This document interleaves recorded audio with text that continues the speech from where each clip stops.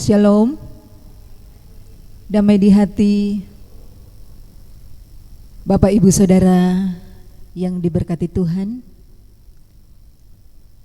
Saat ini kita bersyukur kepada Tuhan, kita boleh diperjumpakan lagi di dalam program Kusapa, kunjungan, sharing dan penggembalaan Gemim Betania Teling Tingkulu. Dan sebelum dimulaikan program Kusapa ini, mari kita awali dengan doa. Kita berdoa. Bapa kami yang ada dalam kerajaan surga, kami mengucap syukur, terima kasih atas kasih penyertaan-Mu dalam kehidupan kami, sehingga di saat ini kami boleh diperjumpakan lagi di dalam kerja pelayanan program Kusapa, kunjungan, sharing dan penggembalaan. Dan di dalamnya kami akan menerima materi. Kiranya Tuhan memberkati kami semua yang terlibat di dalam program Kusapa saat ini. Kiranya kuasa Roh Kudus juga yang akan menguasai hati dan pikiran kami semua, baik itu pemateri maupun kami semua yang boleh mengambil bagian di dalam acara ini. Diberkati kiranya hamba-Mu Pendeta Andrio Maxrio Awi STH dan juga Pendeta Delsi Natalia Angkol STH MSI yang akan memaparkan materi saat ini. Kami serahkan acara saat ini hanya ke dalam tangan Tuhan yang penuh kasih. Amin. Kita tiba pada acara berikutnya dan acara ini akan dipandu oleh moderator Bapak Penatua Gayus Tabau. Baik saudara-saudara yang kasih dalam Tuhan, di saat ini kita akan masuk dalam pembacaan dan sebentar akan ada pembahasan dan kita akan saling melengkapi satu akan yang lain. Untuk pembacaan Alkitab, kami mohon kesediaan Ibu Desi Mugonta, disilakan.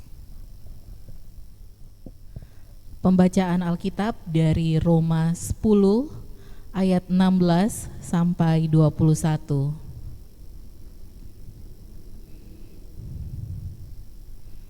Ketidakpercayaan Israel. Tetapi tidak semua orang telah menerima kabar baik itu. Yesaya sendiri berkata, Tuhan, siapakah yang percaya kepada pemberitaan kami? Jadi, iman timbul dari pendengaran, dan pendengaran oleh firman Kristus. Tetapi aku bertanya, adakah mereka tidak mendengarnya? Memang mereka telah mendengarnya. Suara mereka sampai ke seluruh dunia, dan perkataan mereka sampai ke ujung bumi. Tetapi aku bertanya, adakah Israel menganggapnya? Pertama-tama Musa berkata, aku menjadikan kamu cemburu terhadap orang-orang yang bukan umat dan membangkitkan amarahmu terhadap bangsa yang bebal. Dan dengan berani Yesaya mengatakan, aku telah berkenan ditemukan mereka yang tidak mencari aku. Aku telah menampakkan diri kepada mereka yang tidak menanyakan aku. Tetapi tentang Israel ia berkata, sepanjang hari aku telah mengulurkan tanganku kepada bangsa yang tidak taat dan yang membantah. Demikian pembacaan Alkitab yang kita dengarkan bersama, Roma pasal 10 ayat 16 sampai 21, yang juga akan menjadi perenungan Gereja Masih Injili di Minahasa di minggu akan datang. Oleh karena itu kita perlu mendengarkan bersama pembahasan untuk kita menjadi perenungan bersama yang dibawakan oleh kekasih pemateri kita, Bapak Pendeta Andrio Maxrio Awi STA. Kepada Bapak disilakan. Shalom, Bapak Ibu, saudara-saudara, rekan-rekan sepelayanan yang dikasihi Yesus Kristus, tema kita saat ini mengangkat judul Iman timbul dari pendengaran firman. Tema ini merupakan kutipan langsung dari perikop pembacaan kita dalam surat Paulus kepada jemaat di Roma pasal 10 ayat 16 sampai 21, khususnya ayatnya yang ke-17.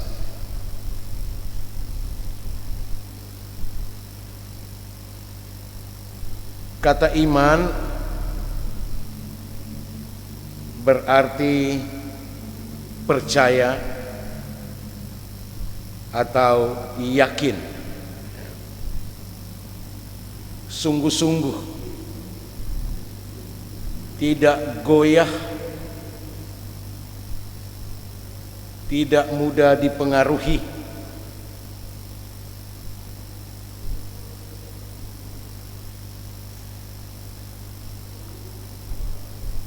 percaya dan keyakinan itu menjadi pandangan hidup, membentuk karakter.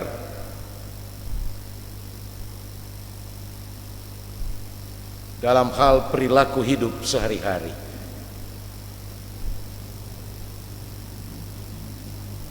Iman yang kita bicarakan di sini adalah iman Kristen, yaitu iman kepada Yesus Kristus yang kita percaya dan yakini dengan sungguh-sungguh adalah Tuhan dan Juru Selamat. Itulah yang dimaksudkan dengan kata iman, kata pertama dalam tema kita. Timbul merupakan sebuah kata kerja yang dapat berarti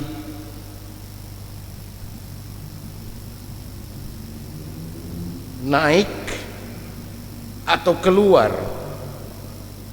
Tapi pengertian naik atau keluar ini bisa terlihat tapi tidak terlihat secara nyata, tidak kelihatan seluruhnya. Misalnya sebuah benda muncul dari permukaan air atau timbul di permukaan air, maka yang kita lihat tentu tidak seutuhnya. Cuma yang timbul, pasti ada sedikit yang tenggelam. Timbul juga dapat berarti terbit, tampak, atau muncul.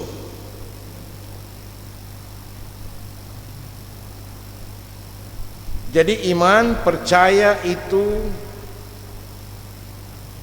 muncul, timbul, atau nampak, atau naik keluar dari pendengaran.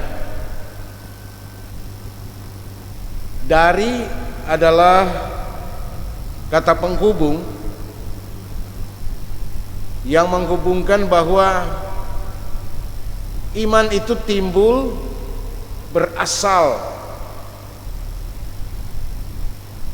atau dari tempat lain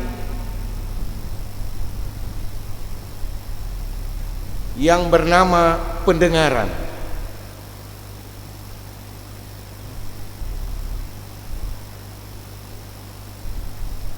Dari dapat juga diartikan melalui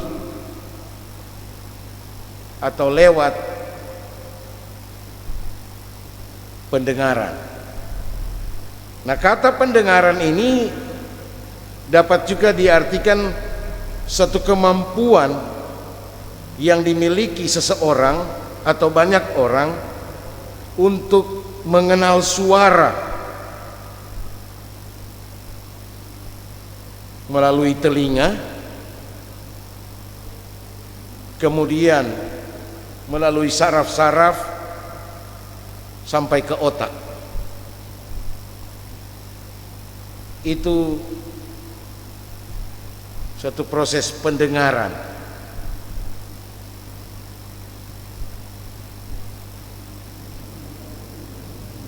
Dengan kata lain, pendengaran memungkinkan manusia untuk terlibat dalam banyak hal, juga dapat menikmati banyak hal, untuk membantu manusia meningkatkan kualitas hidup.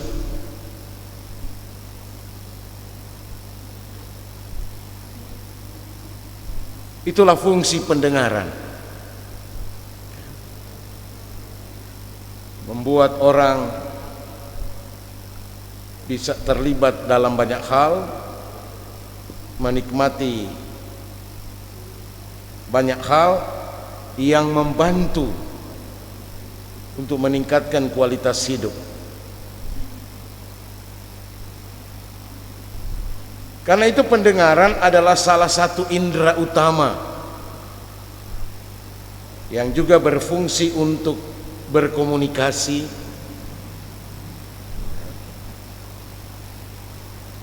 atau memberi peringatan, memberi pesan kepada tubuh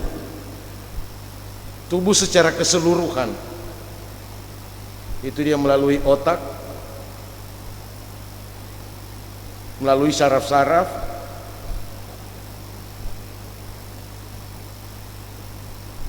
dan melalui indera pendengaran, yaitu telinga,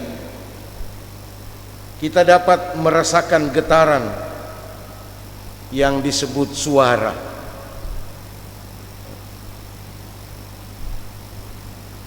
Inilah yang disebut proses mendengar yang melibatkan telinga dan jaringan saraf serta otak.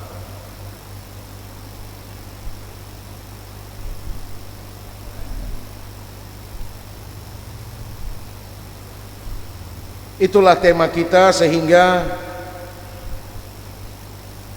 iman itu, percaya itu timbul dari proses mendengar.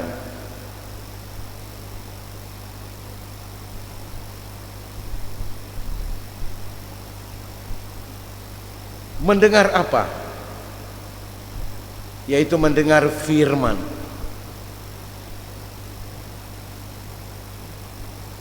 Firman adalah kata-kata atau suara yang disampaikan oleh Tuhan. Itu.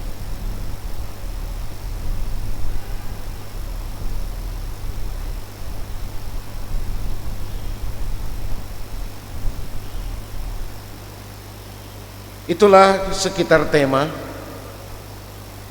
pengertian tema kita, yang dapat kita simpulkan bahwa sesuatu yang penting bagi kehidupan orang percaya, yaitu iman,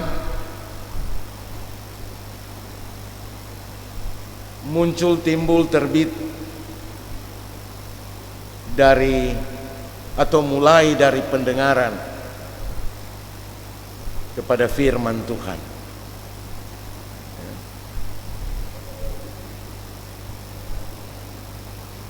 Nah, tema ini sekali lagi terdapat di dalam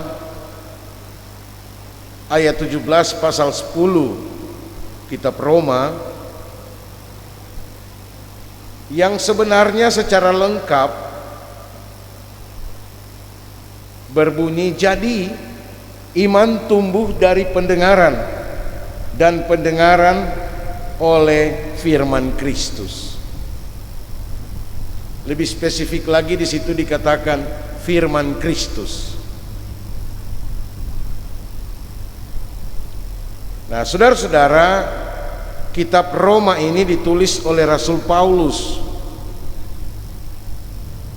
yang kurang lebih pada tahun 49 sampai tahun 50 tahun Masehi.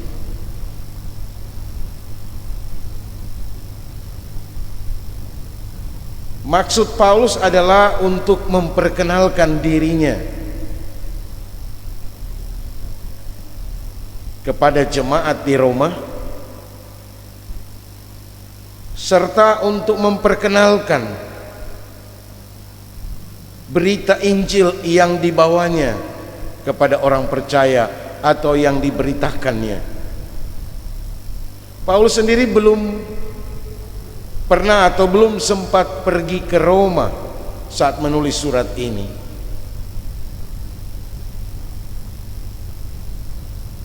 Tetapi Paulus menulis surat ini didorong oleh satu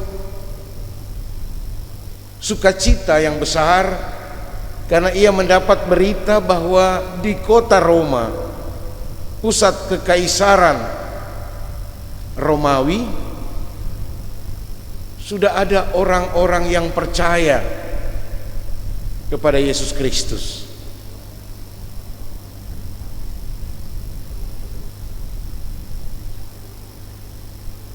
Dan Paulus sudah memiliki beberapa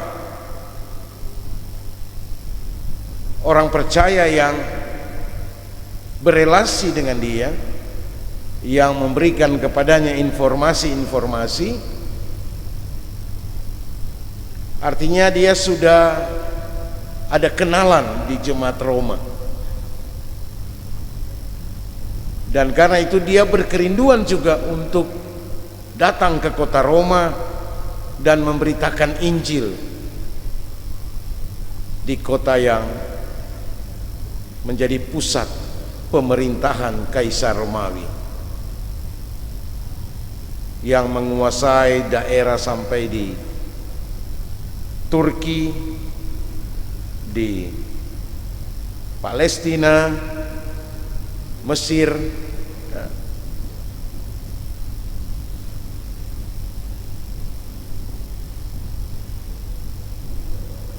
Adapun inti Injil yang hendak disampaikan oleh Paulus, bahwa sesungguhnya setiap orang, seluruh umat manusia telah jatuh ke dalam dosa. Karena itu Paulus melihat keselamatan yang sesungguhnya datang dari kasih karunia Allah, bukan karena usaha manusia, bukan karena kebaikan manusia. Dan karena itu Paulus menegaskan bahwa Injil itulah kekuatan Allah. Kabar baik tentang kasih karunia Allah kepada umat manusia itu memiliki kekuatan yang sangat besar. Kekuatan itu tidak bisa dihalangi oleh siapapun.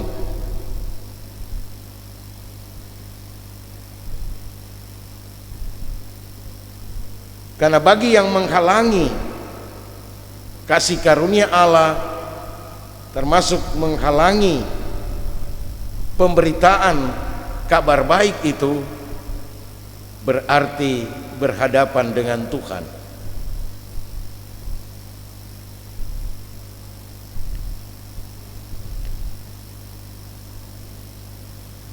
Nah, saudara-saudara, lebih daripada itu sebenarnya Paulus juga hendak menceritakan pengalaman imannya,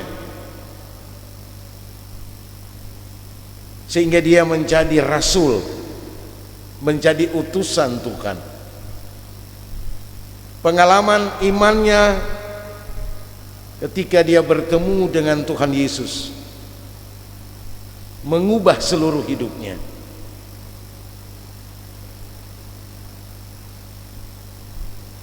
Karena itu kita dapat melihat di sini seorang yang memberitakan Injil itu pada umumnya mereka yang sudah mengalami perjumpaan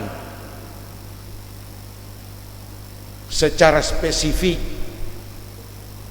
secara khusus dengan Tuhan. Karena itu tugas memberitakan Injil itu juga sesungguhnya adalah tugas menceritakan pengalaman perjumpaan dengan Tuhan, pengalaman dalam hal memperoleh karunia keselamatan dari Tuhan, pengalaman tentang kebaikan Tuhan. Kasih karunia itu adalah rahmat atau kebaikan Tuhan.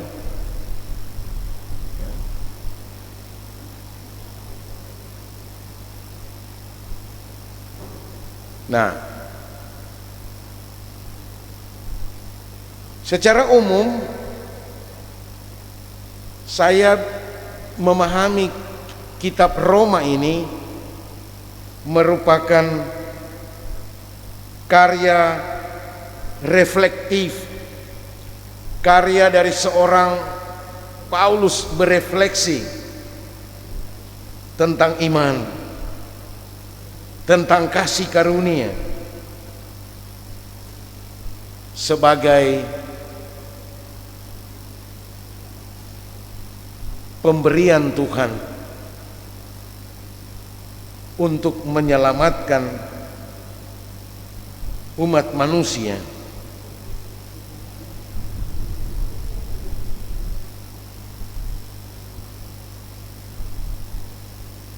Dan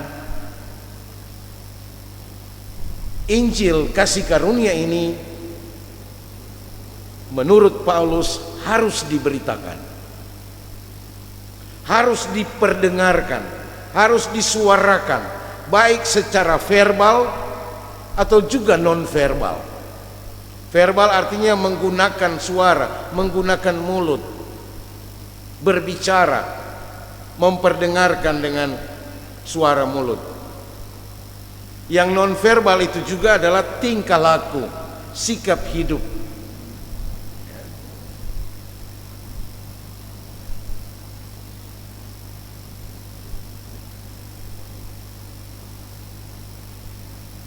Karena itu kita menemukan dalam perikop pembacaan kita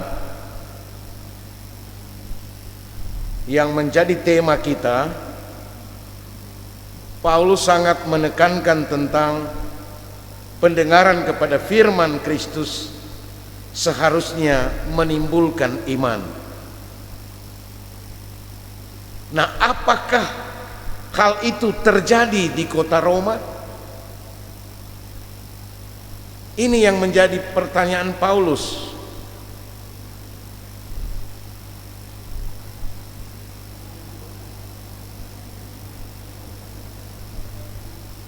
Karena yang boleh saya ungkapkan di sini bahwa Paulus juga memperlihatkan bahwa pemberitaan Injil itu atau penginjilan itu bukanlah sesuatu yang merupakan panggilan agamawi, panggilan keagamaan.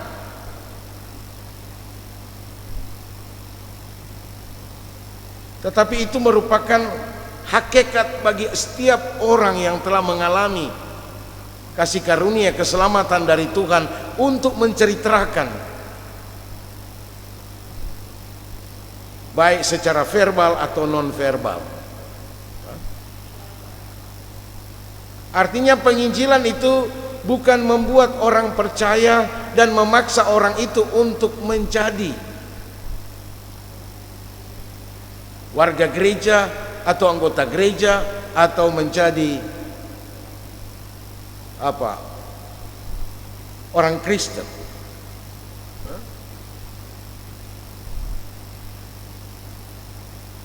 Artinya itulah yang terjadi kepada orang Israel. Mereka gagal menjadi alat dari tangan Tuhan untuk menjalankan misi memberitakan kabar baik kepada dunia ini,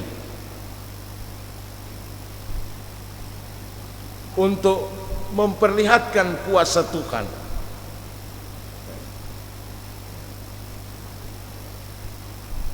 Karena mereka terperangkap kepada sikap eksklusif, memandang diri sebagai umat pilihan,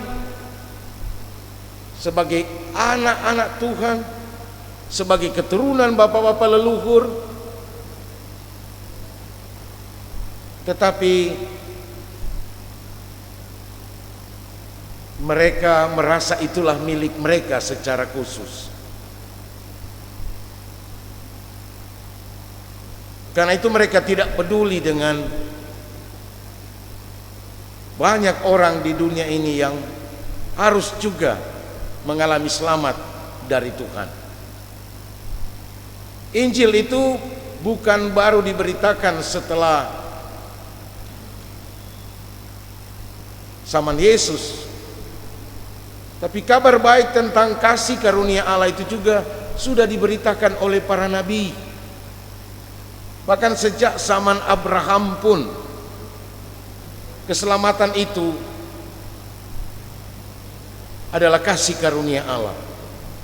Tapi untuk masuk kepada keselamatan sebagai kasih karunia Allah, kita harus punya iman. Sehingga dalam pasal 5 kitab Roma kita dapat membaca di sana, iman itu semacam karcis untuk masuk kepada ruang kasih karunia Allah. Syarat untuk menerima kasih karunia Allah itu adalah iman, adalah percaya,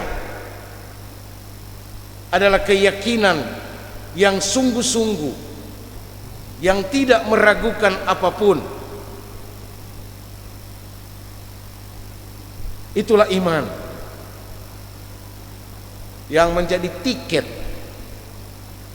untuk kita boleh masuk dalam kasih karunia Allah. Tapi bagi orang Israel, mereka menjadikan tiket itu adalah hukum Taurat. Sementara Paulus juga sudah menyinggung, waktu zaman Abraham belum ada namanya hukum Taurat. Hukum Taurat itu nanti ada di zaman Musa. Nah, inilah yang menjadi bahan refleksi dari seorang Paulus untuk mengingatkan, untuk menjadi pesan penting sehingga memengaruhi cara orang dalam rangka menjawab panggilan memberitakan Injil.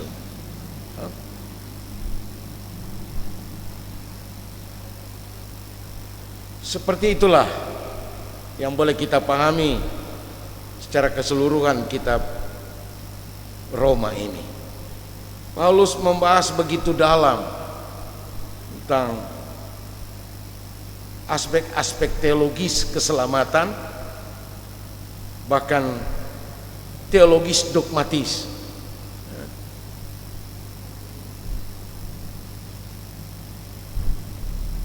Paulus berangkat dari kegagalan umat Israel.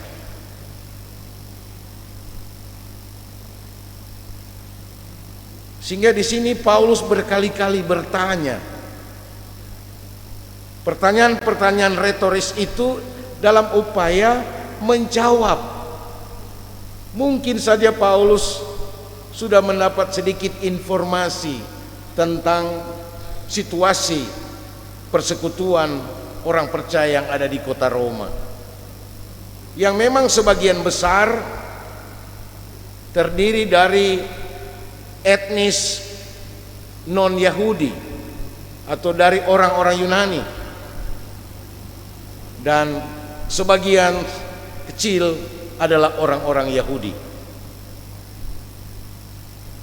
Nah, rupanya orang-orang Yahudi ini mereka sudah percaya kepada Yesus Kristus, tetapi masih terpengaruh dengan latar belakang yang kuat tentang keyahudian.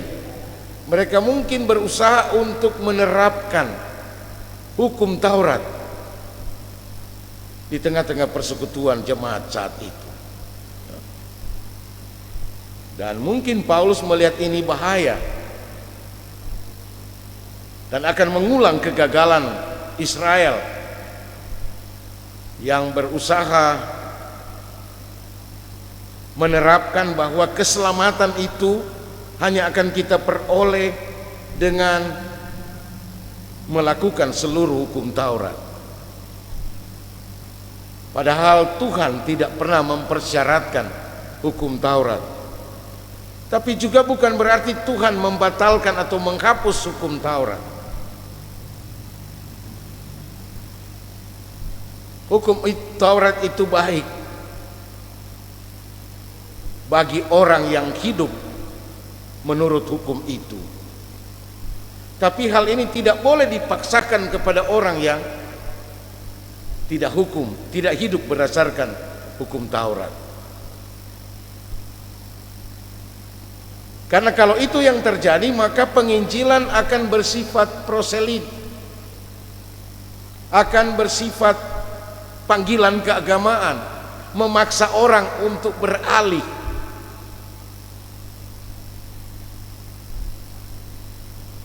Untuk ganti warna, katakanlah. Ini.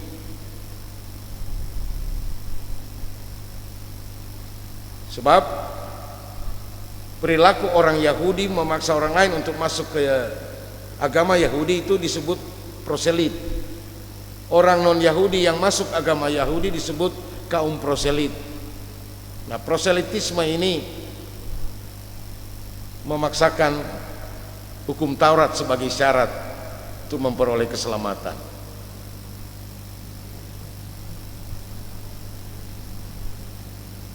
Nah, jangan sampai penginjilan di Roma dipengaruhi oleh kondisi ini, dan itu sangat berpotensi untuk merusak atau mengusir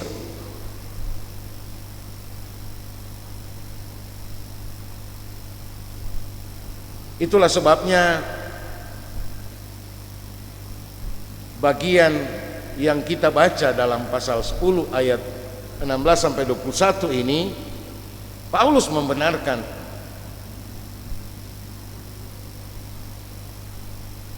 sebenarnya kabar baik tentang keselamatan itu sebagai kasih karunia Allah sudah disampaikan oleh para nabi.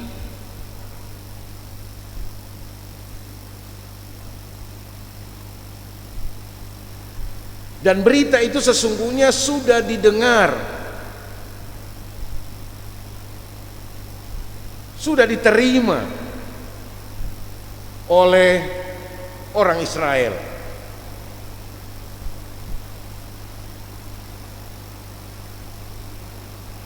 Bahkan menurut Paulus, mereka juga mengerti. Tetapi walaupun mereka mendengar dan mengerti, walaupun mereka sudah mendengar dan menanggapi atau mengerti, tapi mereka tidak percaya.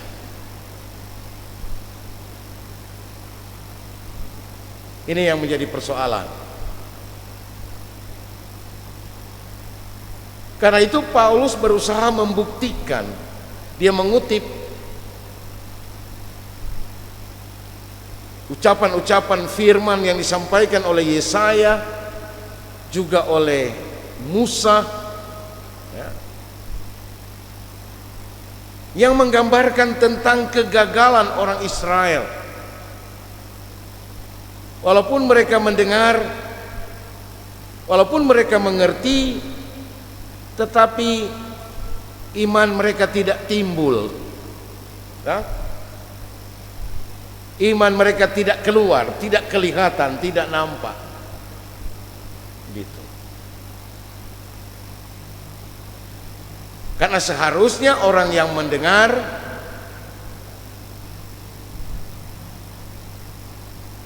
orang yang memiliki pendengaran itu, yang mengerti, sedapat mungkin ia percaya. Ini juga menjadi pertanyaan bagi kita. Sudah sejauh mana iman jemaat kita? Apakah mereka memang mendengar? Dan ketika mereka mendengar, dan apakah mereka sudah mengerti? Untuk terjemahan baru menanggap itu sudah diganti dengan kata mengerti.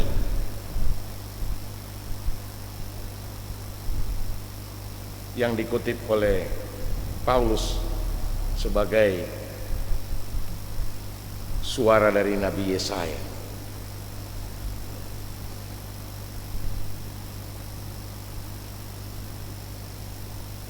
Jadi gambaran sebelumnya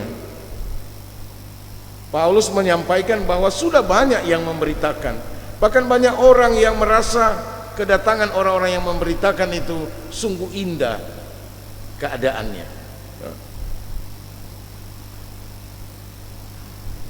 Tetapi tidak semua orang telah menerima kabar baik itu. Ini kan ditegaskan dalam ayat 16. Sehingga Yesaya sedikit mengeluh kepada Tuhan. Ini yang dikatakan oleh Paulus. Tuhan, siapakah yang percaya kepada pemberitaan kami?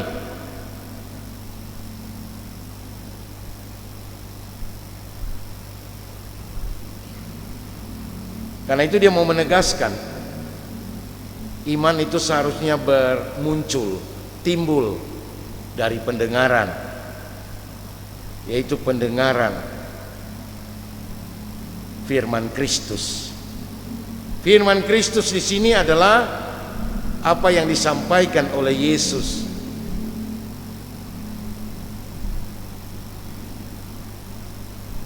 Firman Kristus itu berisi tentang kasih karunia Allah bagi seluruh umat manusia, bahwa manusia hanya bisa diselamatkan oleh kasih karunia Allah. Tapi untuk masuk berada di kasih karunia Allah itu, pasal 5 menegaskan syaratnya, jalan masuk ke situ. Paulus katakan adalah iman.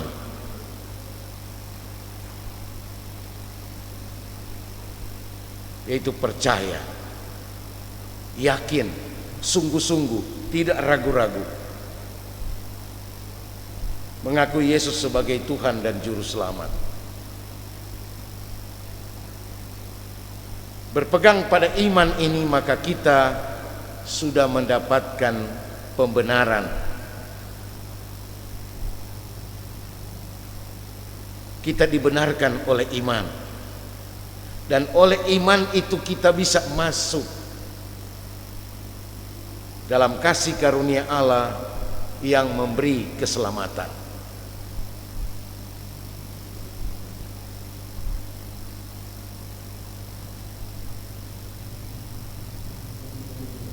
Ayat 28. Tetapi aku bertanya, adakah mereka telah mendengarnya? Memang mereka telah mendengarnya.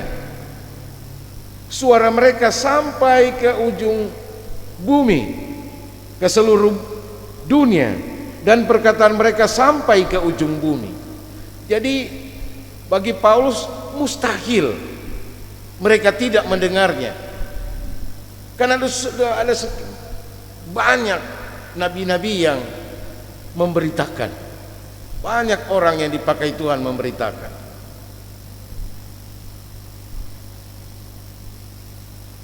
Jadi Paulus memastikan mereka sudah mendengar. Tapi selanjutnya lagi Paulus berefleksi, bertanya lagi, memperdalam kenyataan itu. Adakah Israel menanggapnya atau mengerti? Pertama, dia mengutip apa yang pernah dikatakan oleh Musa.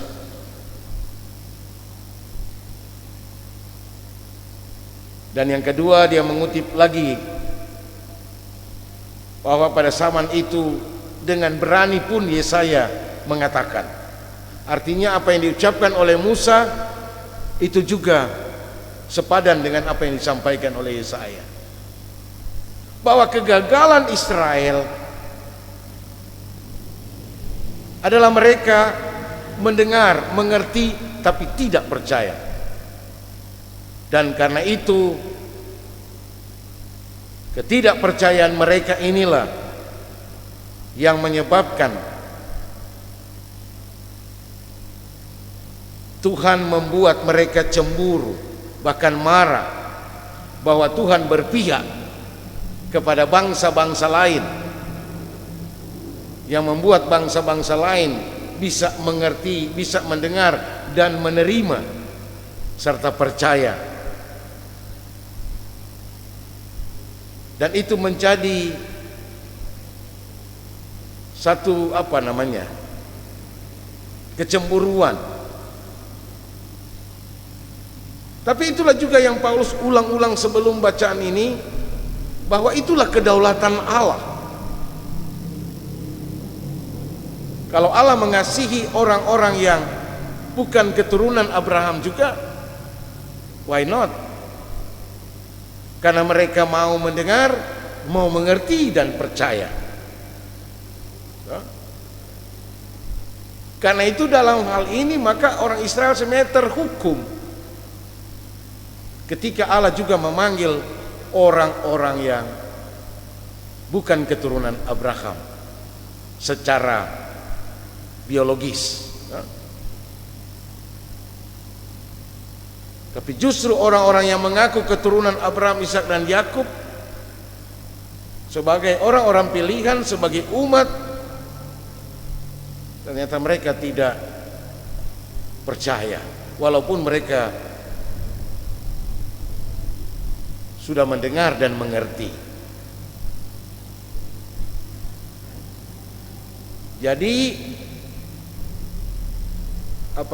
pertentangan inilah yang digumuli oleh Paulus untuk disampaikan kepada jemaat di Roma, supaya hal ini jangan terulang, atau jangan sampai walaupun etnis Yahudi saat itu hanyalah sebagian kecil dan sebagian besar adalah etnis Yunani, tapi yang kecil ini bisa mempengaruhi dan menciptakan perpecahan dalam gereja, dalam jemaat. Nah, rupanya Paulus mendapat indikasi mulai ada perdebatan atau pertentangan antara kelompok Yahudi dan Yunani di Roma ini. Karena itu Paulus menghendaki supaya sama-sama tunduk kepada yang namanya Injil.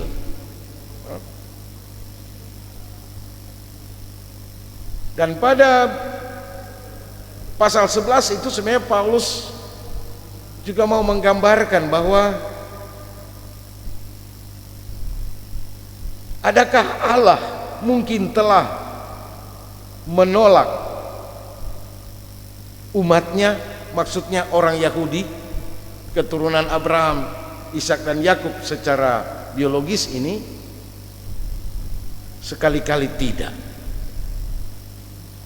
Paulus yakin betul. Karena itu janganlah kita juga, ini konsep ini sebenarnya untuk mengingatkan kita yang seringkali terlalu arogan mengatakan gereja itu adalah Israel baru. Israel eksistensinya sampai saat ini masih ada. Tuhan tidak pernah membatalkan perjanjiannya dengan Israel, karena janji Allah itu berlaku kekal selama-lamanya.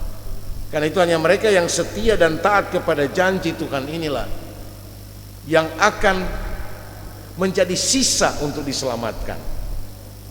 Paulus menyinggung dirinya juga adalah orang Yahudi, tapi dia sendiri bisa mendengar dan mengerti dan percaya.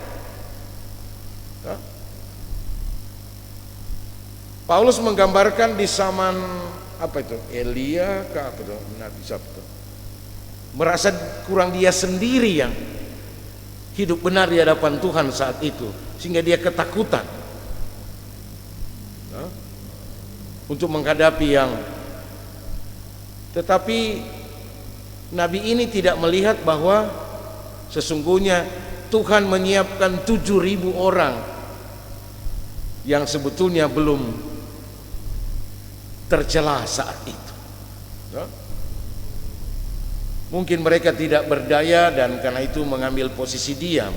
Banyak kali ada orang yang benar tapi mereka mengambil posisi diam daripada mengambil posisi seperti Elia, kan?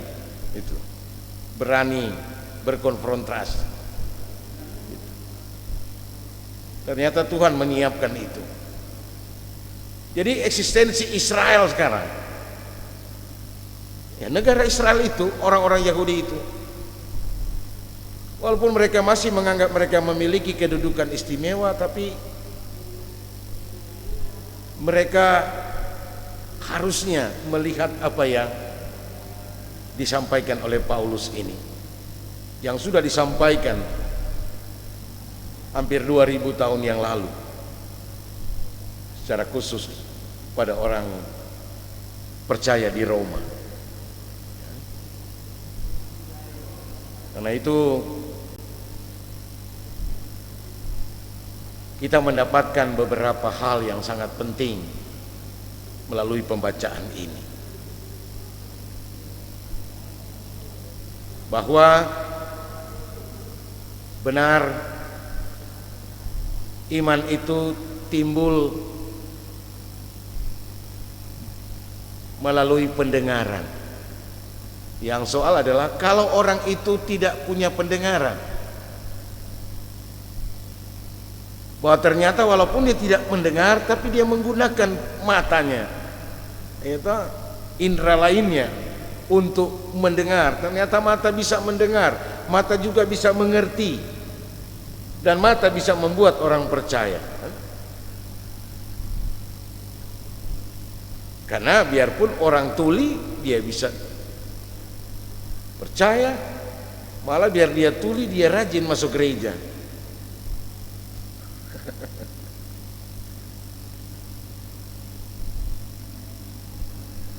Nah, belakangan ini kan viral tentang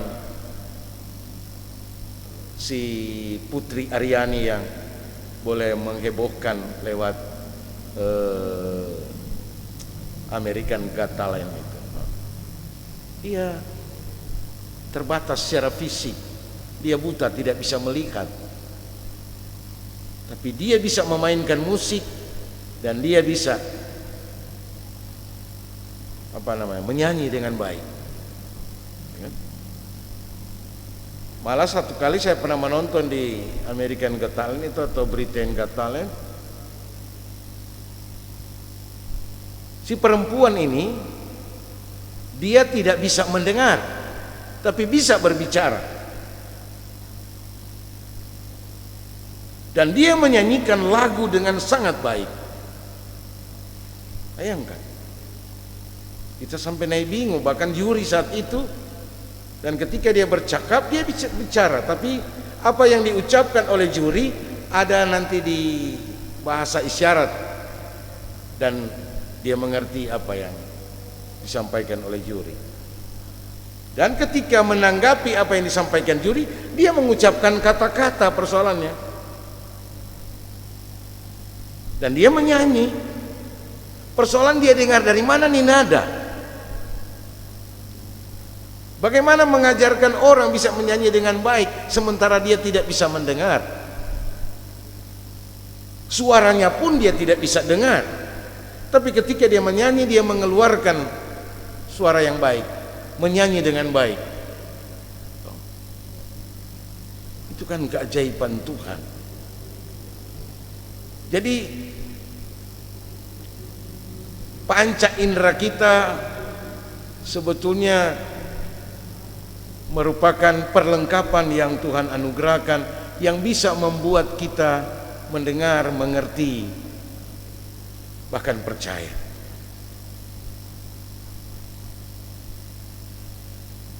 Yang soal apakah iman atau percaya, keyakinan yang sungguh-sungguh itu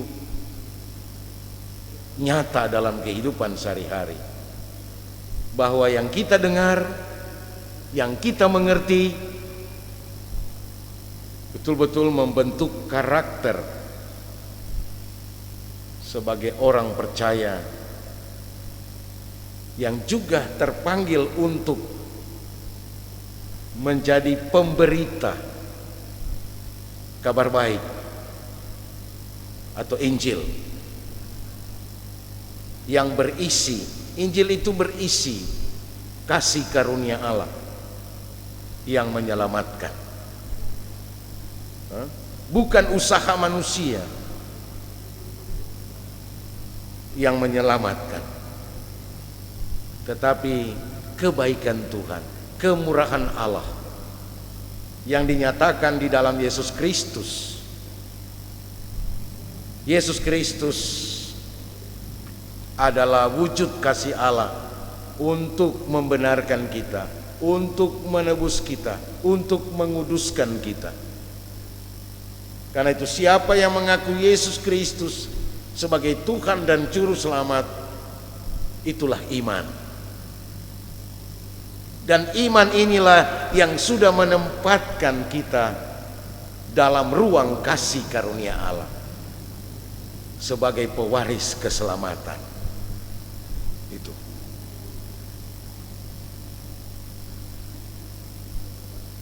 Karenanya saudara-saudara, melalui eksplorasi kita terhadap bagian perikop pembacaan kita, marilah kita harus membangun satu upaya penginjilan yang bisa membuat orang mendengar, menggunakan pendengarannya sehingga timbul iman dan dia mengerti dan percaya. Sekali lagi, persoalan yang dikemukakan Paulus, orang Israel itu dorang so dengar, dorang so mengerti, tapi tidak percaya.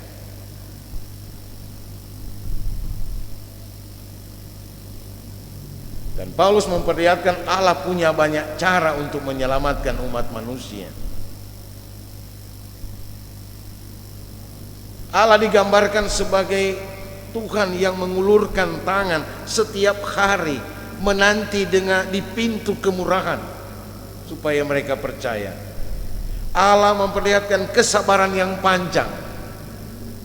Dan inilah juga yang dikatakan Paulus dalam pasal 11 ayat 1, toh? Apakah mereka sudah ditolak? Tidak. Allah tetap mengasihi, mengulurkan kepada orang yang suka membantah, tetap memperlihatkan kebaikan kepada orang yang tidak taat kan. Inilah juga yang harus menjadi gaya penginjilan kita. Tanggung jawab kita menginjil itu di mana saja, kapan saja. Termasuk kita sebagai Pelsus di Kolom, di Bipra, di jemaat. Milikilah seperti apa yang diperlihatkan ayat terakhir itu, bahwa kita memiliki kesabaran panjang untuk menanti di pintu kemurahan. Jangan kita sampai bosan. Kalau soal yang lain itu nanti urusan Tuhan, tapi kewajiban kita untuk terus memperdengarkan kabar baik itu tidak boleh dihalangi oleh keadaan apapun. Apakah mereka tidak taat atau mereka bahkan banyak membantah, itu tidak boleh membuat kita berhenti.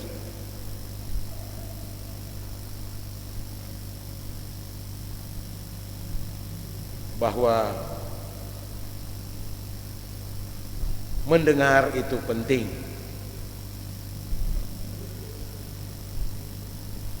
Kecuali kita disabilitas.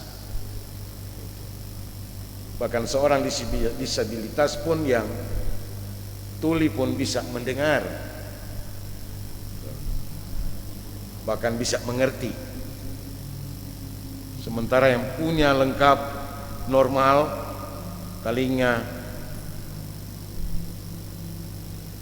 yang masih punya hati, punya otak, tapi ia tidak punya iman.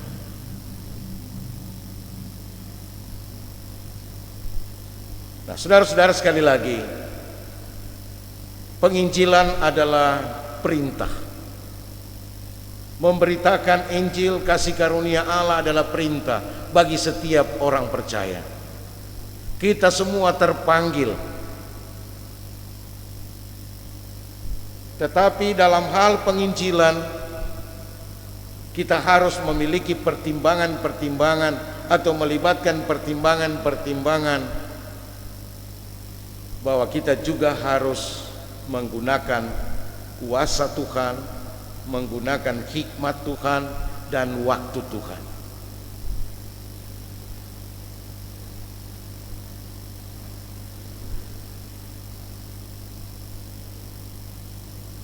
Mengapa saya katakan begitu?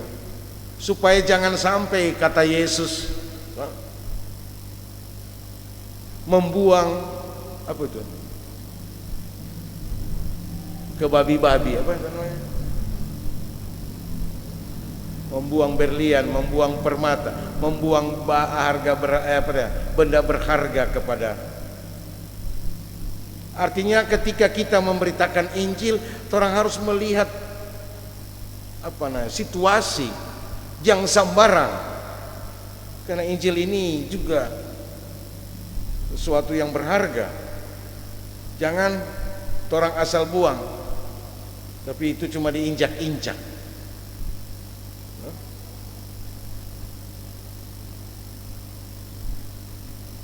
Demikian juga seperti Simon yang disebut Petrus itu juga.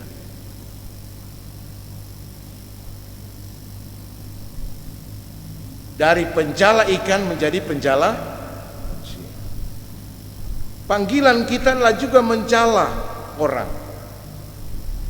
bukan memancing orang, toh.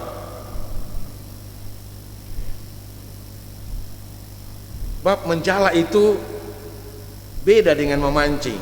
Menjala itu membuat ikan itu merasa aman lagi, toh, dan bisa hidup waktu diangkat. Tapi kalau pancing kan dia bisa terluka, terrobek dia pe mulut dan bisa sampai di dalam perut. Tugu malam memasuk. Jadi cara menginjil juga di sini diajarkan. Jangan sampai orang menginjil justru merusak.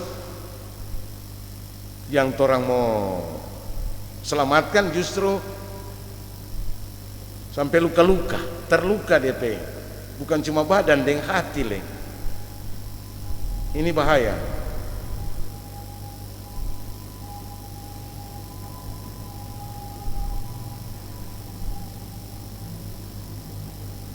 Yesus juga mengajarkan kamu adalah garam dan terang dunia. Kan? Kita tahu sifat garam itu adalah ketika dia larut dia tidak terlihat, tapi dia terasa ada garam. Kan? Teknik seperti inilah misi penginjilan yang harus juga kita pertimbangkan. Tidak harus secara verbal berkhotbah, bikin KKR dan lain sebagainya, tapi dengan sikap karakter kita, kita memengaruhi keadaan yang apa namanya, yang tawar, tapi mulai ada rasa. Kan? Yesus pun berkatakan, kamu juga adalah terang dunia. Ini juga metode penginjilan. Ketika di mana ada kegelapan, di mana ada kesengsaraan, ada kesusahan, ada penderitaan, di mana ada tiada harapan, di situ kita membawa harapan. Di mana ada pertikaian, perselisihan, di situ kita membawa perdamaian. Itulah juga menjadi terang. Apalagi di negara kita ini kegelapan sedang meliputi dengan berbagai pelanggaran hukum. Bagaimana gereja mau berperan di tengah-tengah kegelapan seperti itu?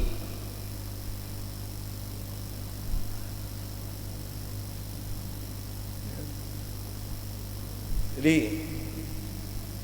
saya harus tuntaskan ini supaya jangan kita hanya melihat pekabaran Injil atau penginjilan itu adalah panggilan hanya secara verbal, tapi juga non verbal itu yang lebih efektif sesungguhnya. Melalui perilaku, sikap hidup kita, pergaulan kita,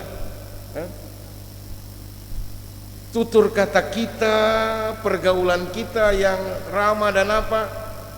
Bukan nanti kita bicara tentang Yesus Kristus, tapi ketika orang bisa melihat pun dia bisa mendengar apa yang menjadi perilaku kita, dan itu bisa menimbulkan iman. Jadi seperti itu. Jangan seperti yang dikhawatirkan Paulus, penginjilan yang bersifat panggilan agamawi atau keagamaan.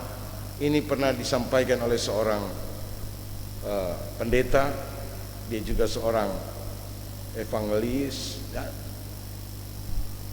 Kita harus berhati-hatilah supaya dalam penginjilan, pemberitaan firman itu melibatkan kuasa Tuhan, melibatkan waktu Tuhan. Kita harus memperhitungkan dan hikmat Tuhan. Jangan terjadi di proselitisme di dalam penginjilan, memaksakan orang untuk masuk Kristen, sehingga kita banyak kali dicurigai oleh saudara-saudara kita yang beragama lain. Oh, ini kristenisasi.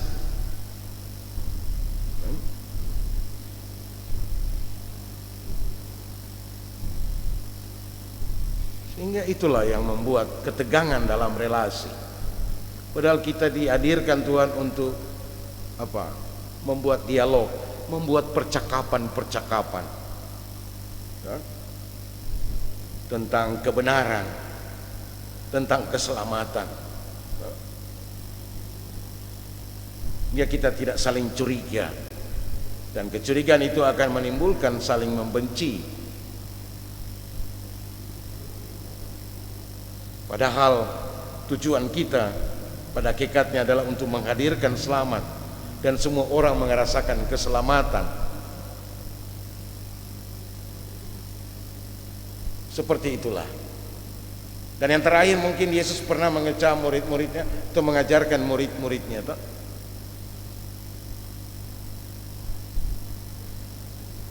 Apakah kamu melihat waktu aku di penjara? Apakah kamu melihat waktu aku di telanjang? Waktu aku kelaparan? Murid-murid bilang, kapan orang mau lihat Tuhan seperti itu? Tapi Yesus bermaksud, apakah ngoni melihat ada saudara-saudaramu yang kelaparan, ada saudara-saudaramu yang telanjang, ada saudara-saudaramu yang macam-macam itu? Ini juga merupakan petunjuk, kesanalah gereja juga harus memberitakan Injil, supaya iman di situ bertumbuh, supaya mereka mendengar suara Tuhan yang memanggil. Nah, tentu ini sudah menyangkut penginjilan, itu juga harus terprogram dalam kerja pelayanan gereja.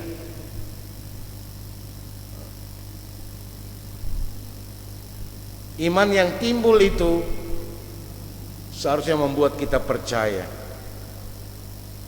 Dan itulah yang juga membuat kita telah mengalami perjumpaan dengan Tuhan. Pengalaman iman itu kita ceritakan dengan berbagai cara, verbal atau non-verbal. Saya kira inilah yang dapat disampaikan terkait dengan iman itu muncul dari pendengaran dan pendengaran oleh firman Kristus. Paulus mencantumkan seperti itu. Dia mau menegaskan tentang pentingnya firman Kristus.